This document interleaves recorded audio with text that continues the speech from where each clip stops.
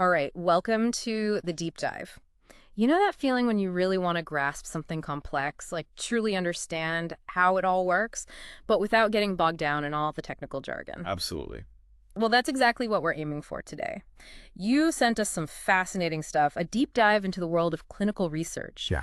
This is the engine behind so much progress in healthcare, right? It's the crucial link between like a scientific discovery and an actual improvement in people's lives. It really is. And the excerpts you sent, they really paint this comprehensive picture. They touch on everything from the basic definition of what clinical research is to how it's evolved over time and all the intricate steps involved in getting a new medicine, well, from the lab to the people who actually need it. Right, it's a journey. Yeah, a journey. And our mission today is to pull out those key nuggets of wisdom, to highlight what really matters in this field and hopefully spark some aha moments for you, our listeners, while keeping things, interesting and easy to follow. For sure. So let's just start at the very beginning. Okay. What exactly is clinical research? I mean, we hear this term all the time, but what are we actually talking about in concrete terms? At its core, it's the systematic investigation of any new medical intervention, whether it's a new treatment, a new diagnostic tool, even new ways to prevent illness. The goal is to figure out, is this safe? Does it actually work? Right. And what kind of benefits does it offer in terms of overall health? And what's really important to remember is that this isn't some solitary endeavor. It's a collaborative effort. You have researchers, doctors, scientists, and crucially, patients all working together. So it's more than just scientists in a lab mixing things in beakers. Definitely. I mean, it often starts in the lab with what we call preclinical studies. These involve experiments in controlled environments or even using, living organisms, but it always progresses to what we call clinical phases, and that's when we actually involve human participants. And this progression, the way it moves through the phases, it's very deliberate, very structured. Right. The material outlined these phases, phase 1, phase 2, phase 3, and even phase 4. Can we break down what happens in each one? Of course. So phase on is primarily about safety. First, do no harm, and figuring out the right dosage. This usually involves a small group of participants. Okay. Sometimes they're healthy volunteers. Sometimes they're patients who already have the condition the treatment is targeting. Makes sense. Researchers are really looking closely at how the new treatment interacts with the human body. They're carefully documenting any side effects, any adverse reactions. Okay, so first you got to make sure it's safe. Then what? Then comes phase 2. Here, we're working with a larger group of patients who definitely have the condition we're studying. Got it. The main focus shifts to, well, does it actually work? Right. Is the treatment effective? Is it having the desired impact on the illness? And of course, we're still monitoring safety and any potential side effects very closely. And phase 3 is where they really try to prove it works on a larger scale, Yeah. right? You got it. Yeah. Phase 3 trials are much larger, involve many more patients from diverse backgrounds, often spanning multiple research sites, even different countries sometimes. Wow. The goal here is to confirm what we saw in phase 2, that the treatment is effective.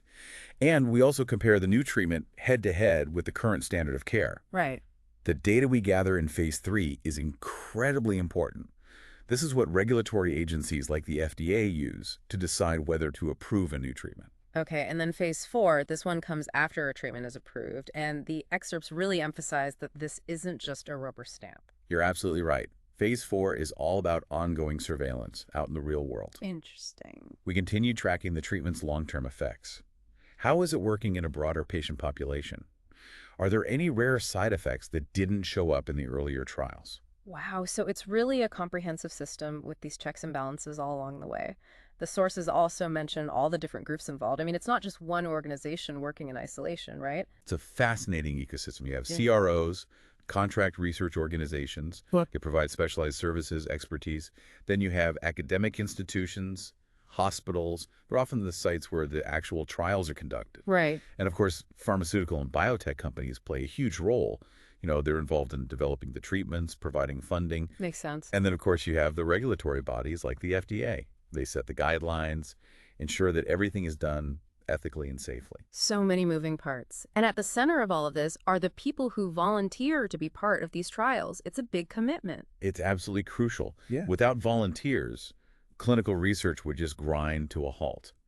These individuals, they're making such a vital contribution to medical progress. They're often hoping not only to improve their own health, but also to help countless others in the future. And you mentioned ethics. The material really emphasized how important that is. They highlighted guidelines like ICH and GCP and the absolute necessity of informed consent.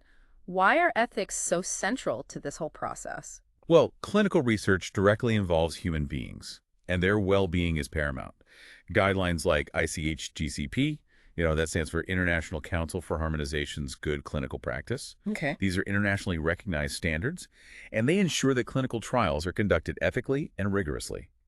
And informed consent is at the very heart of this ethical framework. Potential participants have to receive clear, understandable information about the study, the potential risks and benefits, all the procedures involved.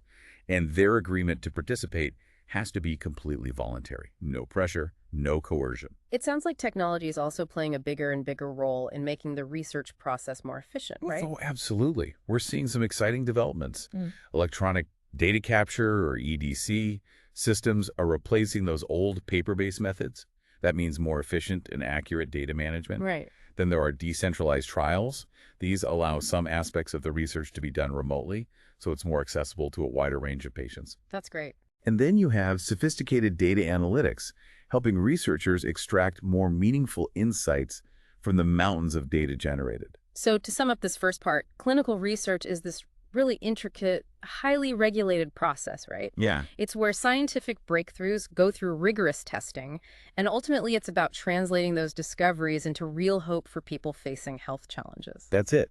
It's where we take the potential of science and put it through the ringer to see if it really can improve human well-being. Okay, so now we've got a handle on what clinical research is, but let's talk about why it's so important in the grand scheme of health and medicine. When you zoom out and look at the big picture, the importance of clinical research is undeniable. I mean, as those excerpts you sent clearly illustrate, it's the driving force behind advancements in medical knowledge. It's what fuels innovation. Almost every new treatment, every groundbreaking therapy we have today, it came about because of this process. It's not like new cures just magically appear, right? Exactly. Clinical research provides the evidence we need to be sure that new treatments actually work and that they're safe for widespread use. Makes sense. This leads directly to better patient care, improvements in people's health outcomes. Because at the end of the day, good healthcare decisions need to be based on solid evidence. And clinical research gives us that foundation. So it's not just about chasing the latest shiny new thing. It's about being sure that the medical interventions we're using are actually effective and safe for the people who depend on them. Exactly. It's about that commitment to rigor, to thorough testing, making sure the tools we're using in medicine have been put through their paces. Right. Now, looking back a bit, the sources mention some fascinating historical milestones. It's easy to think of clinical research as a relatively modern thing, but it actually goes way back, right? Further than you might think. Yeah, like the first example, James Linn's study on scurvy in 1747. That seems pretty basic compared to the sophisticated trials we have now. It is simple compared to what we do now, but what's so insightful is how it demonstrates the early use of a scientific approach. Lynn was methodical in his work with sailors and those citrus fruits, remember? Yeah. It was a controlled experiment. He compared different potential remedies systematically, which is a fundamental principle in clinical research. It showed the power of careful observation and a structured approach to understanding and treating disease. So that's the seed, basically. Yeah. And then there's the sulfanilamide disaster in 1937. That's a tragic story that led to the Federal Food, Drug, and Cosmetic Act. That was a real turning point, a painful one, but it led to huge changes. It really underscored the need for strong regulation. How so? Well, the incident involved an untested sulfanilamide formulation that ended up causing many deaths. This tragedy directly led to the law requiring pre-market safety testing for pharmaceuticals. It was a hard lesson, but it really made people realize that we absolutely need to check for safety before a drug is released to the public, something we often take for granted today. And I guess that brings us to the Nuremberg Code in 1947. That came about after some truly horrific abuses of human subjects during World War II, right? That's right. The Nuremberg Code was a direct response to the atrocities committed in Nazi human experiments. It set down these fundamental ethical principles that must be followed in any research involving humans. Okay. Key among them were the concepts of voluntary consent and the need to avoid unnecessary suffering. This is a pivotal moment, firmly establishing that there are ethical obligations inherent in any research involving people. And shortly after that, in 1964, there was the Declaration of Helsinki, which, as the source material pointed out, also provided ethical principles for human research. Did this build on the Nuremberg Code? It did. The Declaration of Helsinki, developed by the World Medical Association, it expanded on the Nuremberg Code. It provided a more comprehensive framework for ethical guidelines in medical research. It's been revised several times since it was first established, and it remains a cornerstone document for ethical research globally. It solidified that international commitment to protecting the well-being of people participating in research. And then in 1996, the ICH came out with its GCP guidelines. This sounds like the move toward greater standardization we talked about earlier. Exactly. The ICH's Good Clinical Practice Guidelines, those are meant to standardize how clinical trials are run all over the world. This helped facilitate international collaboration.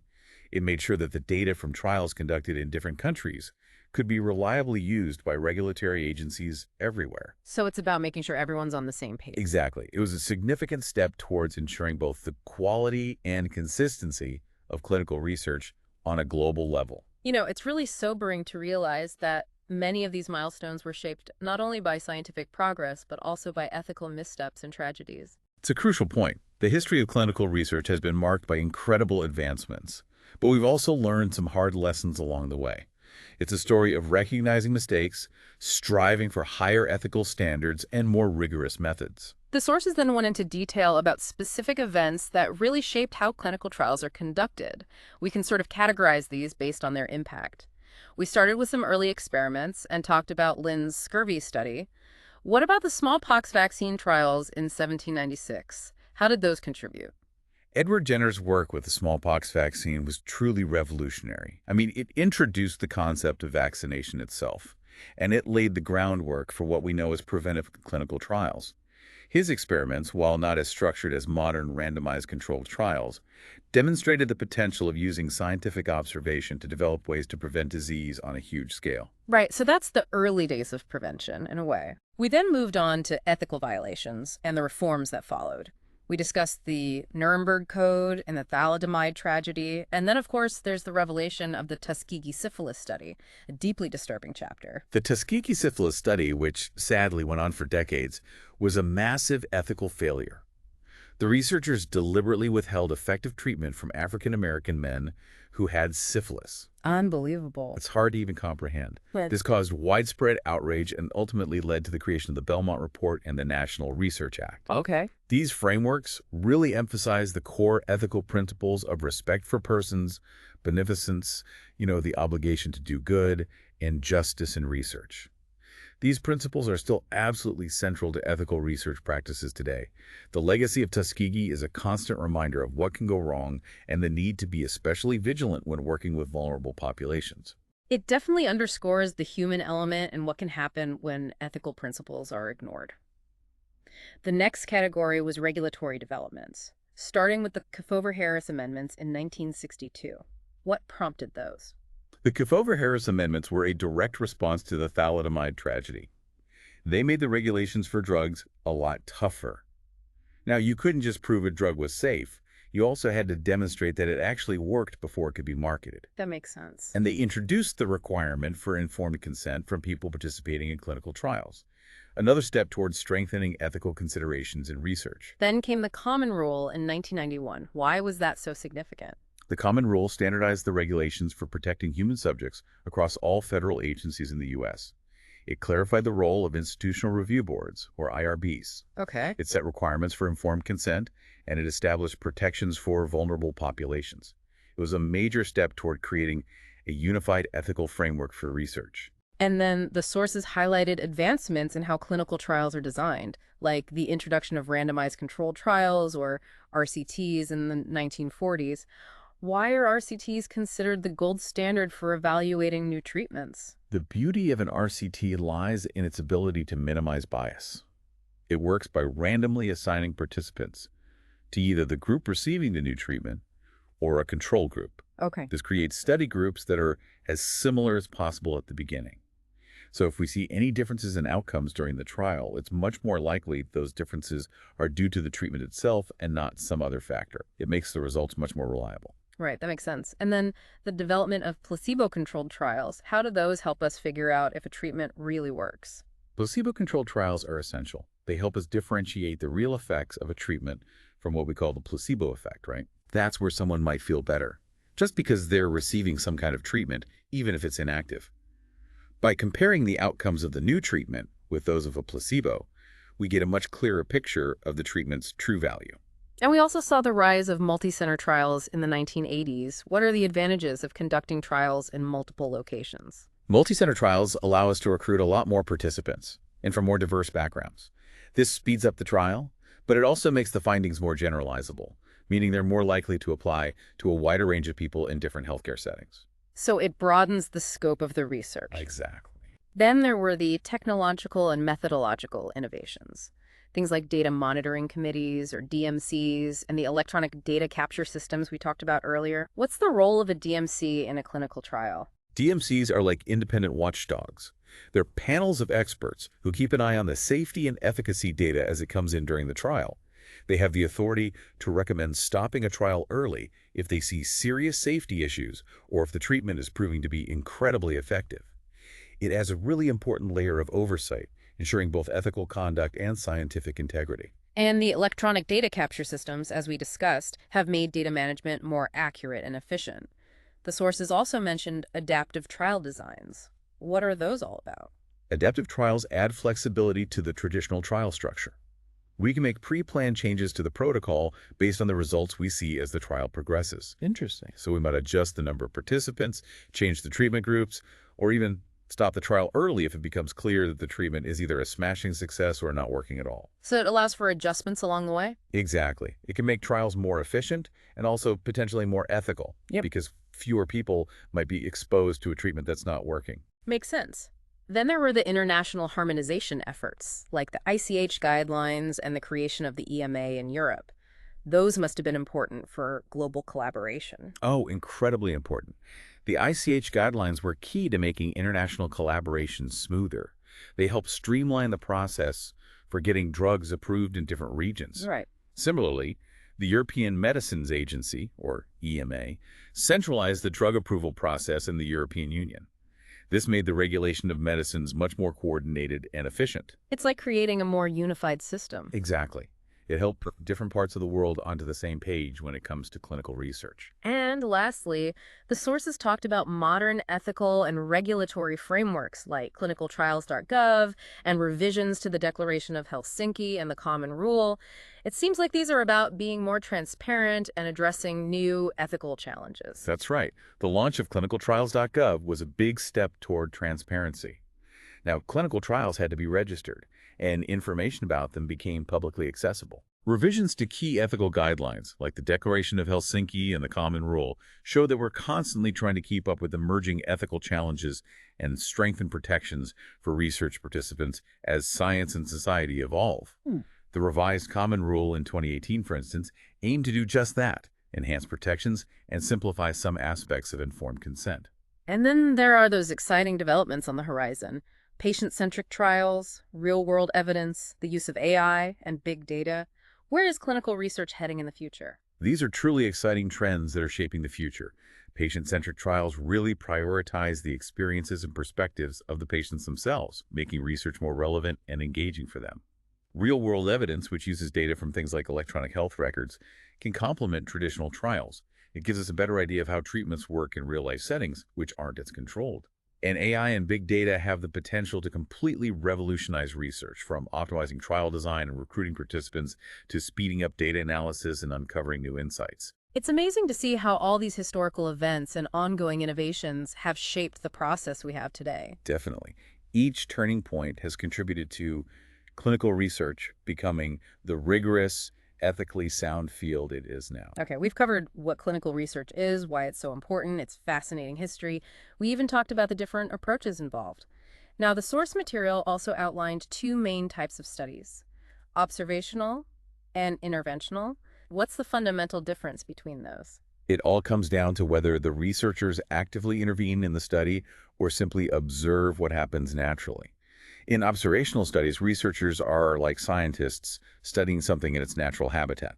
They collect data without trying to influence the participants' exposure to any treatments. And there are different types of observational studies, right? Like cohort studies and case control studies. Can you explain the difference? Sure. In a cohort study, we follow a group of people who share a characteristic. Let's say they're all smokers. We follow them over time and compare their health outcomes to a similar group of non-smokers to see if smoking is linked to a particular disease like lung cancer. Right, right. Case control studies are a bit different. Here, we start by identifying people who already have a specific condition. Okay. These are our cases. We then compare them to a group of people without the condition, the controls, to see if there are differences in their past exposures or risk factors that might be tied to developing the condition. Interesting. What about those cross-sectional and ecological studies? Cross-sectional studies are like taking a snapshot of a population at a specific point in time. We collect data on different factors to see how common a condition is in that population at that moment. Ecological studies, on the other hand, look at data at a broader group or population level. For example, you might compare heart disease rates in different countries and look at their overall dietary patterns. So in all these observational studies, the researchers aren't giving any treatments. They're looking for patterns, associations between factors, and health outcomes. Exactly. The goal is to uncover potential links, generate hypotheses that can be tested in more controlled settings, like interventional studies. Which brings us to interventional studies. Here, researchers do actively get involved in what participants receive. The main type we've been talking about is clinical trials, with their different phases. But the source also mentioned field trials and community trials. How are those different? Field trials often focus on testing preventive interventions, like vaccines, in a larger real-world setting.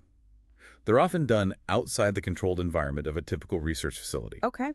Community trials go even broader, looking at interventions designed to tackle public health issues at a community level.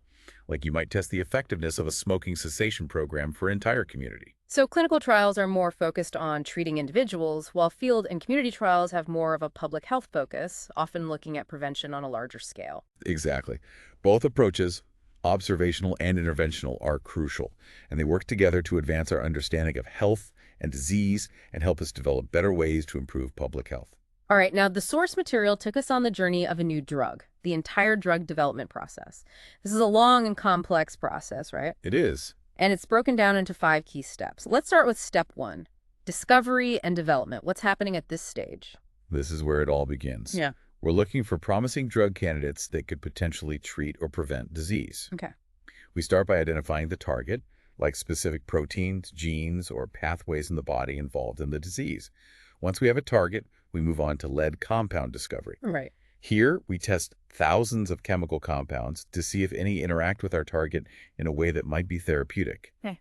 Then comes lead optimization. Okay. We tweak and refine these initial compounds, trying to make them more effective, safer, and better absorbed by the body.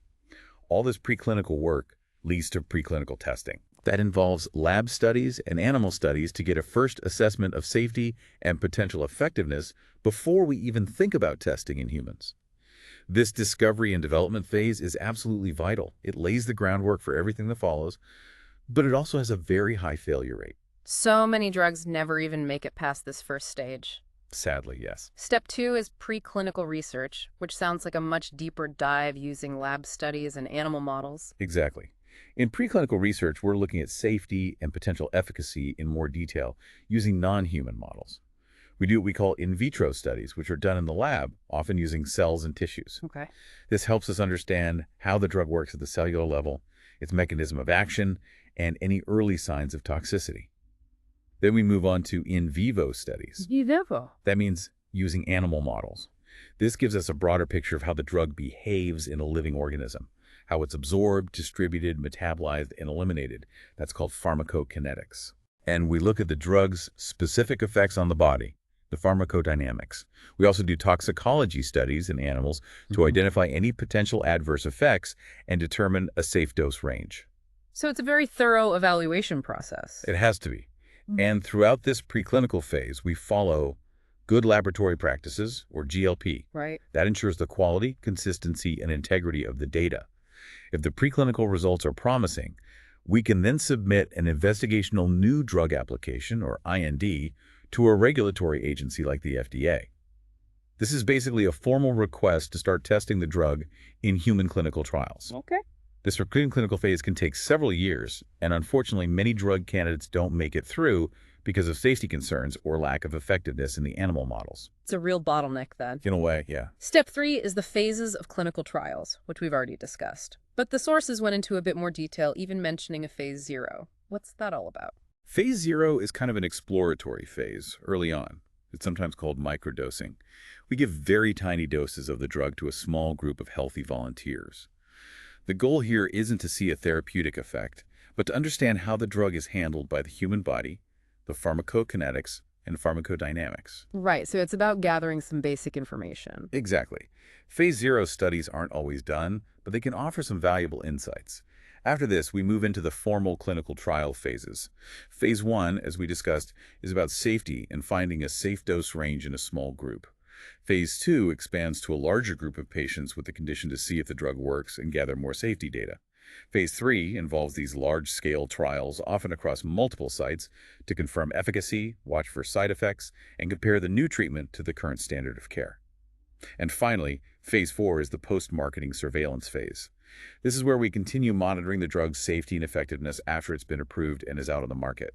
And before any of these human trials can begin, remember, the sponsor has to submit that IND application to the FDA. Right, The FDA carefully reviews all the preclinical data, the trial protocols, everything, to make sure it's reasonably safe to move forward with testing in humans. And they continue to provide oversight throughout the entire process. Step 4 is the FDA drug review. So if everything goes well in the clinical trials, the company submits a new drug application, or NDA. What exactly does that entail? The NDA is basically a huge collection of all the data gathered throughout the entire drug development process, from the very first preclinical studies all the way through the Phase 3 clinical trials. It includes proposed labeling, any new safety data, info on abuse potential, patent info, all the clinical trial data, IRB compliance details, instructions for use. It's a mountain of information. The FDA then reviews this application with a fine-toothed comb. A team of experts analyzes everything: the clinical data, the animal studies, manufacturing details. They might even do on-site inspections of the trial locations to make sure the data is accurate. This review process can take months. It sounds incredibly thorough. It has to be. And the FDA might even bring in an independent advisory committee made up of outside experts and often a patient representative. They get their input on specific scientific or medical questions before deciding whether to approve the drug for marketing. Okay, so it's a really rigorous process. And then finally, step 5, FDA post-market drug safety monitoring. Even after a drug is approved and available to patients, the FDA doesn't just step away, right? No, not at all. This post-market monitoring is vital for making sure approved drugs stay safe. The FDA continues to track the drug's performance out in the real world. They review any requests for changes to the approved drug, inspect manufacturing facilities to ensure they're following good manufacturing practices, regulate drug advertising to make sure it's truthful and not misleading, and oversee the approval process for generic versions of the drug. The FDA also has ways for people to report problems, like the MedWatch program. Healthcare professionals and consumers can report any bad reactions or safety concerns they see. They also have MedSun, which focuses specifically on medical devices. The FDA can issue safety alerts and even require companies to do more studies if new safety concerns come up. They even have active surveillance initiatives, like the Sentinel Initiative. This uses large electronic healthcare databases to monitor drug safety in real time, looking for any unusual patterns or spikes in bad reactions. So it's a continuous process, even after a drug is on the market. It has to be. We need to make sure that any new safety issues that crop up after a drug is being widely used are identified and addressed quickly. Wow. This whole process, from start to finish, it's incredibly complex with so much scrutiny at every step. It really highlights the huge amount of work involved in bringing a new medicine to the patients who need it. Absolutely. And at the heart of it all is this unwavering commitment to ensuring that the treatments we use are not only effective, but also as safe as they can possibly be. The last part of the source material was really helpful, I thought. It explains some key terms that pop up a lot in the world of clinical research. Could we go over a few that would be particularly helpful for our listeners, just to demystify things a bit? Of course, understanding the language can really make it easier to follow what's going on. Let's look at some examples. Mm. You might often hear the term adverse drug reaction, or ADR. This means an unintended harmful response to a medicine when it's taken at normal doses.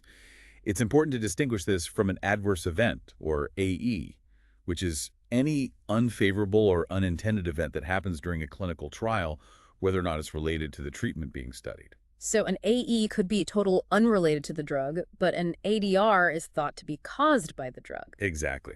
Another common term is blinding, sometimes called masking. This is a technique we use in trials to prevent bias. We basically keep the participants, and sometimes even the researchers, from knowing who's getting the real treatment and who's getting a placebo. Right, so nobody knows who's getting what. Exactly. In a double-blind study, neither the participants nor the investigators know who's in which group.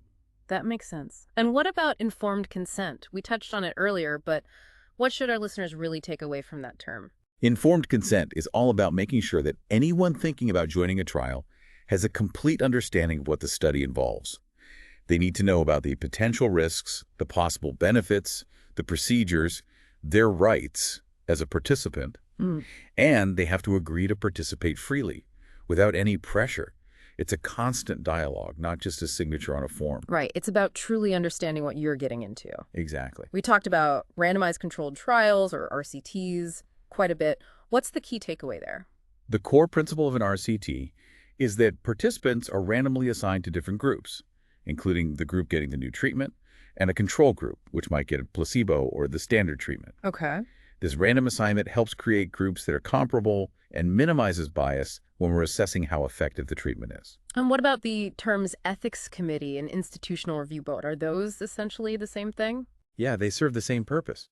Both ethics committees, or ECs, and institutional review boards, or IRBs, are independent groups responsible for looking at the ethical aspects of proposed trials. They make sure the research is being done ethically and protect the well-being of everyone participating. So IRB is more common in the US, and ethics committee is used more in other countries. Exactly. But they do basically the same job. And lastly, placebo. We know it's a fake treatment, but why is it used in research? A placebo helps us figure out the real impact of a new treatment. By comparing the results of the new treatment to a placebo, we can see which benefits are specifically due to the drug and which might be due to other factors, like the psychological effect of receiving any kind of treatment. So it helps to isolate the true effects of the drug.